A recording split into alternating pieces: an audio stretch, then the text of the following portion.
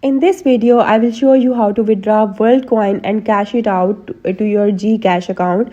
Step by step, this method works by first sending your Worldcoin to Binance, converting it to Philippine pesos, and then withdrawing it directly to GCash. So let's get started.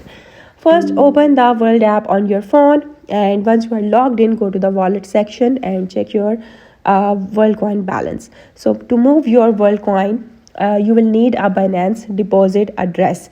Now open the Binance app, tap on assets and select add funds and choose on chain deposit.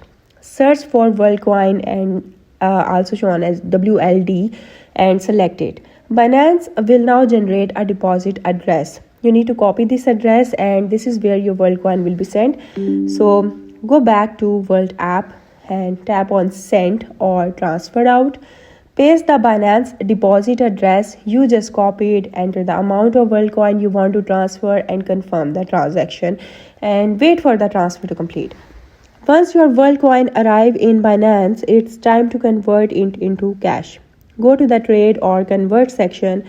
First convert WLD to USDT. You need to tap convert and select and confirm. After that, repeat the process and convert USDT to PHP. And once completed, you will see your balance displayed in Philippine pesos.